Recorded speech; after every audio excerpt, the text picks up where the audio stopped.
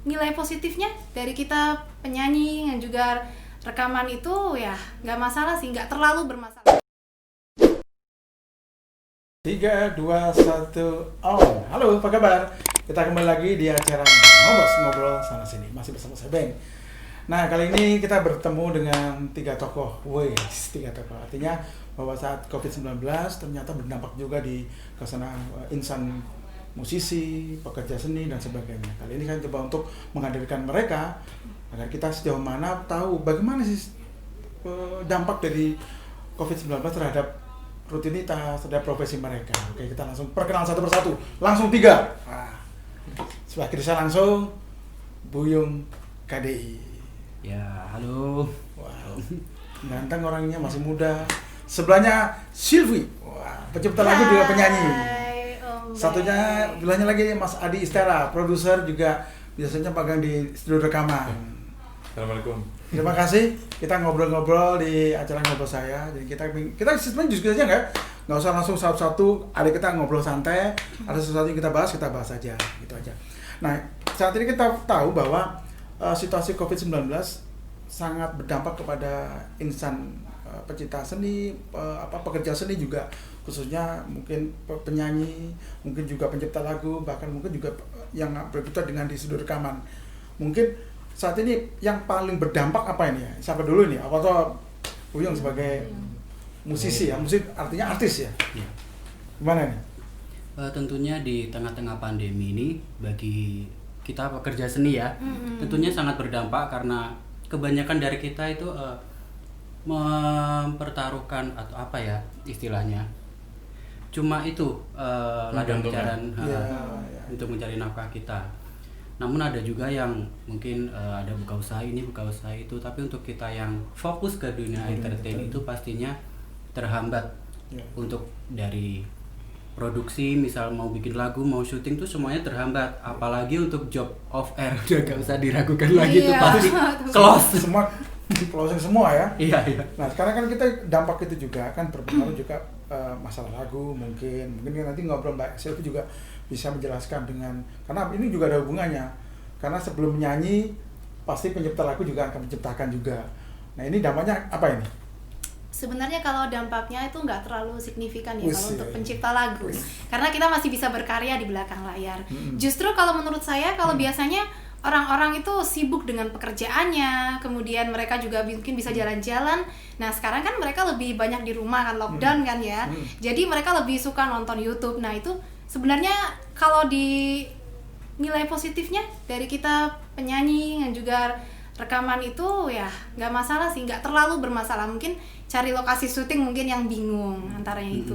Oh, jadi artinya untuk berkarya ya? Tetap untuk tidak ada masalah. Justru malah orang bisa fokus melihat karya-karya kita di saat lockdown seperti ini. Nah, ini kan kenapa begitu, saya berhubungan dengan begini. Mungkin pada industri pada waktu itu sebagai sosok artis masuk label besar itu kan juga harus perlu perjuangan. Nah, dengan dampak COVID-19 mungkin adalah sekarang, apalagi dengan dunia digital, industri digital, ini kan orang siapapun bisa berkiprah dengan apapun mereka tampil kan ya. Ini juga akan berpengaruh juga, artinya menjadi solusi juga, salah satu yang disampaikan Mbak Sylvie juga. Nah, untuk berhubungan dengan rekaman sekarang, apakah juga itu dengan adanya COVID orang datang banyak sekali untuk masuk ke rekaman, ataukah dengan yang dulu itu persentasenya agak turun atau bagaimana? Kalau rekaman malah tambah banyak. Wah. Soalnya kan berarti kasihan artisnya itu. Iya. Enggak, maksudnya rekaman biasanya kan buat cover di YouTube gitu kan. Dia sekarang kan banyak konser-konser online gitu seperti itu. Virtual konser. Ya, seperti kayak di Kediri kemarin juga ada konser virtual bareng Pak Wali. Iya. Jadi cari uangnya sekarang virtual. Jadi open donasi waktu virtual itu. Disiasatinya seperti itu sebenarnya. Tapi jadi yang rekaman malah tambah banyak sebenarnya. Tambah banyak ya? Oh, berarti ya intinya berarti bisa disyukuri, bisa tidak ya? Iya, off airnya yang off airnya yang turun drastis. Nah, mungkin kita kembali lagi ke Mas Buyung ya. Jadi kalau kita lihat tadi ada kesulitan sekali dalam off air. Nah, ini solusi yang paling mujarab agar dampak ini tidak terlalu terhadap sebagai pekerja seni, khususnya sebagai penyanyi, juga mungkin pencipta lagu juga ini. Apa ini? Kalau solusi untuk diri saya sendiri tetap ikutin aturan pemerintah aja. Karena balik ke diri kita sendiri, kalau kita ikutin aturan pemerintah, kita stay at home, tentunya penyakit ini akan wabah ini, pandemi ini akan segera berakhir itu. Karena contoh aja, misal saya ini kan bisa dibilang public figure. Kalau saya tetap keluyuran di jalan, orang kan pasti lihat orang itu aja keluyuran. Kenapa kita enggak seperti itu? Jadi seperti kita yang lebih dipandang orang, kalau bisa lebih menekan diri untuk keluar. Kalau enggak terlalu penting, lebih baik tidak keluar. Nah, dengan jalan itu berarti di rumah untuk menyalurkan dari potensi apa yang ada ini saat ini apa? Apakah terus berkarya, dalam arti berkarya mungkin mencipta lagu terus, mengcover lagu terus, apa latihan ada di rekaman-rekaman, bagaimana? Seperti yang udah dibilang sama Mbak Silvi tadi, selama kita lockdown di rumah, kita lebih banyak inspirasi sebenarnya. Iya kan? Iya, lebih banyak inspirasi. Karena kita punya lebih banyak waktu. Biasanya kita kan udah banyak pekerjaan, off air itu sudah memakan waktu kan. Jadi apalagi kalau bulan-bulan seperti ini, biasanya kalau tidak lockdown itu pagi, malam, siang semua ada Juli, job. Agustus Itu full. Jadi kita benar-benar tidak ada waktu untuk berpikir untuk bikin lagu, itu sudah nggak ada lagi gitu. Jadi fokus ke off air. Sekarang kan bisa fokus ke berkarya. Ya. Kan kadang-kadang yang di saat ini yang menjadi bukan kendala ya, yang menjadi dikeluhkan para seniman musik, pekerja seni adalah kegiatan-kegiatan yang sifatnya di luar.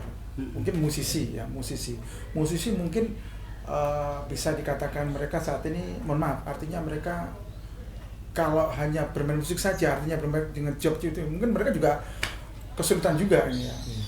Tapi kalau mungkin dibantu begini, artinya ada kolaborasi antara pencipta lagu dengan studio rekaman, mengambil teman-temannya.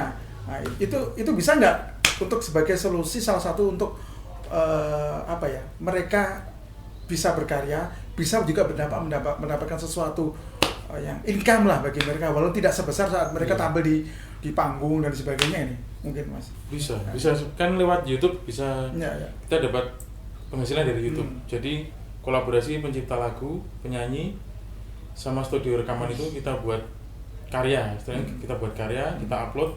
Nanti begitu banyak view kan kita otomatis dapat penghasilan dari YouTube tersebut. Ya satu-satunya yaitu virtual, sekarang virtual itu. Memang jadi harus kreatif ya Pak. Iya.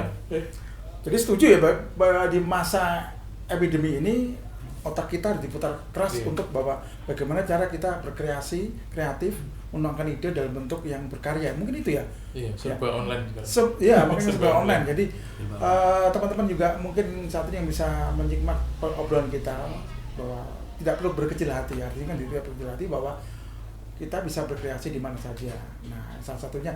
Nah, sekarang ini mencipta lagu kan tidak mudah ini.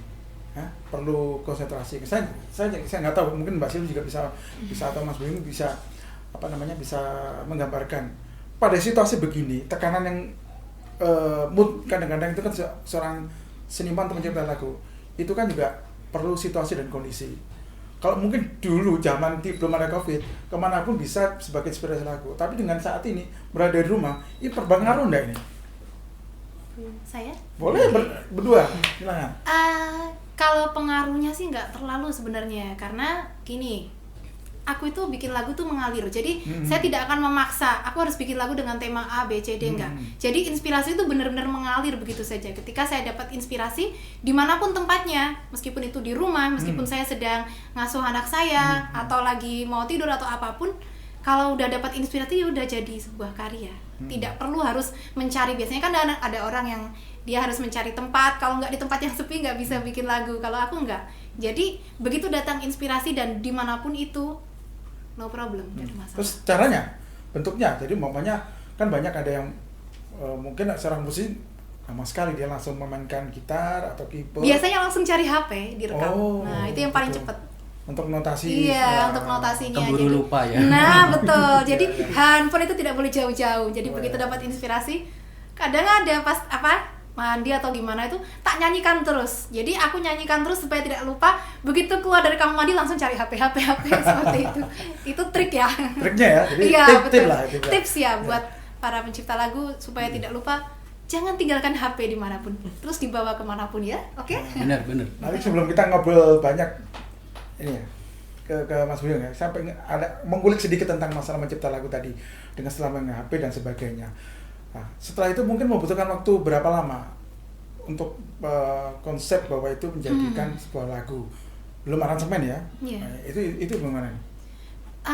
Sebenarnya tergantung ya, Jadi ketika mood kita sedang baik, bahkan saya bisa membuat lagu dalam waktu kira-kira setengah jam sudah selesai. Ketika mood kita juga, mengalir. Jadi kalau dipaksa malah nggak jadi. Misalkan aku pengen bikin lagu yang temanya seperti ini, itu malah nggak bisa. Biasanya kadang dikasih ide, kayak kemarin Mas Adi Sitara, kayak lagu Cinta Abadi ya, yang kita nyanyikan beberapa tahun yang lalu, itu ide kata-kata pertamanya itu dari dia.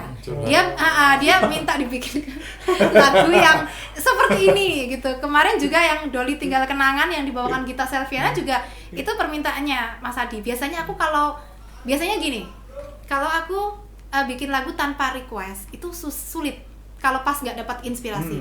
Tapi kalau ada yang minta, tolong aku bikinkan lagu seperti ini. Biasanya bisa, insya Allah bisa dapat. Biasanya gitu. Tapi kalau nggak ada apa-apa ya, kalau pas nggak dapat inspirasi ya sulit. Saya mau merekayasa, aku kok pengen bikin lagu ya, itu susah gitu. Dapatnya malah susah banget. Salah jawab kan sebagai seorang penyanyi. Kadang lo udah menerima lagu nih ya, kan kadang juga perlu mood nih ya. Artinya mood begini, harus menjiwai lagunya, menjiwai liriknya. Itu kan juga butuh persiapan. Nah ini biasanya bagaimana agar istilahnya apa ya, ada beauty lagu itu bisa masuk di diri sebagai seorang penyanyi, gimana ya? Saya ambil contoh begini, misal saya dapat tawaran lah misalnya, rekaman lagu ini. Biasanya pencipta lagu atau produser tuh menyodorkan nggak hanya satu lagu sih Om. Ada beberapa lagu, katakanlah 3 lagu. Jadi nanti pasti di 3 lagu itu ada minimal 1 lagu yang cocok dengan karakter saya. Kalau saya sendiri gitu, saya tidak pernah memaksakan untuk menyanyi lagu yang tidak cocok dengan karakter saya. Ya gitu. Jadi saya dengarkan lagunya satu persatu. Yang pertama adalah notasinya seperti apa, isi listening nggak didengar, terus masuk nggak ke karakter saya. Yang kedua lirik. Kalau saya sendiri bukan memandang gimana ya. Untuk saya kalau lagu yang liriknya terlalu nakal itu bukan ciri khas saya, bukan karakter saya. Sedikit koreksi. Ya, mungkin penyanyi lain bisa menerima, tapi kalau saya nggak masuk dengan jiwa saya. Artinya tetap ada apa ya? Ada pemikiran, ada step-stepnya. Ada literisasi lah, di digital ada pembersihnya di situ harus ada ya. Iya, sampai nanti nemu satu lagu yang cocok itu butuh waktu. Nah, kadang-kadang kan seorang produser nih ya, produser kan juga sedikit nakal kadang-kadang. Nakal arti positif ya. Kadang dia melihat potensi pasar lagu itu kan diciptakan untuk pasar dan sebagainya, karena ribetnya kan kembali lagi masalah pemasukan. Kadang-kadang ini kan juga bagi seorang pencipta lagu mungkin juga sama penyanyi, saya mau berset titip lagu ini modelnya begini, ciptakan untuk Buyung, ini lagunya begini. Kadang-kadang mungkin ini tidak bagi sosok seorang penyanyi, wah ini kurang pas ya. Ini bagaimana ini menurut Anda? Padahal secara profesional ini harus apa ya, mau tidak mau harus menyanyikan. Nah ini bagaimana ya? Sebagai seorang penyanyi, mungkin kita cara berkomunikasi dengan pihak produsernya itu yang harus diutamakan. Jadi misal kita menolak pun alasan kita apa, kita utarakan. Misal lagu ini sebenarnya bagus, jadi jangan pernah bilang lagu itu jelek, karena pada dasarnya semua lagu itu bagus ya Mbak ya. Cuma karakternya masing-masing beda. Terus karakter orang yang mau menyanyikan kalau nggak sesuai dengan dirinya, jiwanya nggak bergerak, itu kalau dipaksa nanti hasilnya akan jelek. Jadi komunikasi kita kepada produser, misal lagu ini sebenarnya bagus, tapi mungkin lebih bagus kalau yang menyanyikan orang lain, seperti itu. Misal ada lagu pilihan lain, boleh saya dengarkan, mungkin untuk pilihan gitu. Tapi kan kadang-kadang produser juga nakal juga, ngomong sama Mas Ari, tolong ya, nah, kan bisa juga kan ya, kan bisa saja terjadi demikian gitu loh. Karena melihat potensi, melihat apa ya, nama bisa, vokal mungkin, wah ini cocoknya begini. Ini kadang juga putar belakang ini kan ya. Kadang tapi tetap menolak, tapi dengan secara halus atau bahkan bisa menerima dengan sedikit ya terpaksa. Tapi kan ya tanda kutip terpaksa kan positif ya, bukan berarti yang bagaimana Anda gitu. Tapi bisa, artinya bisa kan ya? Untuk menerima terpaksa mungkin kalau sudah sangat terdesak, misal kita terikat kontrak dengan salah satu manajemen. Oke. Jadi kita mau nggak mau manajemen kasih lagu itu kita harus turutin gitu. Itu untuk yang masih terikat kontrak eksklusif biasanya untuk jangka berapa tahun gitu kan kita tidak bisa menolak. Kalau misal yang lepas, misal tidak ada manajemen, kita bisa berkomunikasi secara baik dengan produser atau pencipta lagu. Nah, Anda kan lepas alumni dari KDI. Ini membawa nama KDI itu sampai hidup semati ataukah ada apa ya? Ada masa kontraknya atau memang kalau masa ini tidak boleh lagi pakai nama KDI atau gimana nih? Kalau pada dasarnya semua kontes itu sama. Sekarang kita ngomongin tentang KDI. Predikat itu sehidup semati selamanya. Jadi misal sudah masuk ke seperti saya sudah masuk ke keluarga KDI, ya saya diperbolehkan untuk memakai nama KDI dengan syarat dipakailah dengan sebagaimana mestinya. Jangan sampai membuat nama KDI itu jelek, seperti itu aja sih. Memang ada klise-klisenya ada ya? Kalau mau dipakai nama KDI terserah, mau nggak dipakai terserah. Oh gitu. Oke. Nah sekarang saya kembali Mas Hadi sebagai ya arranger musik dan juga sebagai studio rekaman ya. Kesulitan apa yang biasanya bagi apa ya peminta lagu juga kepada penyanyi kadang-kadang apa yang menjadi kesulitan pada saat proses rekaman, proses lagu itu jadi? Kesulitannya biasanya ini Sylvie nih agak cerewet ini. Agak udah suruh banyak orang. Saya ini jujur ini paling rewel di masalah. Customer paling rewel. Rewel tapi membangun. Iya, biasanya ada kan setiap seniman kan ada yang individualis ya istilahnya. Ya. Ada yang ngikuti pasar, ada yang enggak. Ya jadi kita harus ngikuti mereka gimana. Kita kan kalau untuk produksi di sini berarti ya kita ngikuti konsumen. Tapi kalau untuk bisnis kita ngikuti pasar. Seandainya pasarnya lagi trennya seperti lagu-lagu kayak Denny Caknan, kita ya ikuti aja gitu. Kita kan orientasinya ke profit ke depan. Iya. Wah, iya. Kan tapi kan bisa juga Anda mungkin bisa memberi masukan. Selama ini ya persentase bisa diterima atau tidak? Bagaimana nih? Tergantung orang. Kalau aku Mbak Sylvie ini ada kepala batu. Iya. Sudah kelihatan. Kan idealis ya, kan idealis. Ya. Makanya kan bilang kenapa begitu? Kadang-kadang itu kan yang kesulitan ya. Ini yang perlu juga teman-teman juga yang bisa saat ini menyaksikan ngobrolan kita perlu dipahami juga bahwa mengarranger atau merekam itu tidak semudah seperti mendengarkan, betul kan ya? Iya betul. Kadang-kadang benturan-benturan emosi dari apa ya? Mungkin penyanyinya sendiri, mungkin juga musisinya sendiri. Nah ini tuh meredam itu. Itu bagaimana ya? Gimana ya? apakah pokoknya sesuai kontraknya begini, mintanya begini, yang terbaik itu atau gimana? Kadang kan kalau sudah karya ada seseorang yang karya itu jangan diudak-udak kasarnya gitu kan ada yang seperti itu, terus ada yang masih ngikutin pasar gitu juga masih ada. Kadang kita lebih ke memberi solusi. Misalnya kemarin satu contoh ada satu customer, dia masih bingung misalnya lagu ini enaknya mau dibikin seperti apa. Nah, kita biasanya minta kamu pengennya seperti apa? Warna musiknya misalkan, warna musiknya. Kalau dia masih bingung kita kasih solusi. Umpama warna musiknya seperti ini, gimana? Ya alhamdulillah selama ini tidak ada masalah dan alhamdulillah diterima gitu sama customer-customer kita. Nah, sekarang kita kembali masalah ribetnya. Jadi artinya dengan kita mencoba untuk berbicara ribetnya dengan masa sebelum sekarang dan sekarang ini sebagai pencipta lagu dulu mungkin saya ngomong harga juga nggak enak tadi artinya penilaian terhadap sebuah karya itu bagaimana?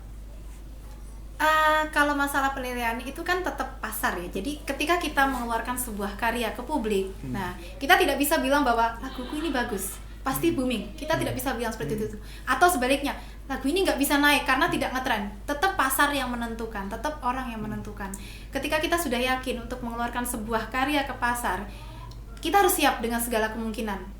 Jika lagunya hasilnya booming, alhamdulillah ya, kita pasti senang. Tapi kalau hasilnya ternyata tidak seperti harapan, ya itu sudah resiko kita gitu. Yang penting kalau prinsip saya, bagus tidaknya sebuah karya, asalkan kita berkarya dengan tulus, niat kita murni berkesenian, itu apapun hasilnya kita itu pasti sudah merasa puas.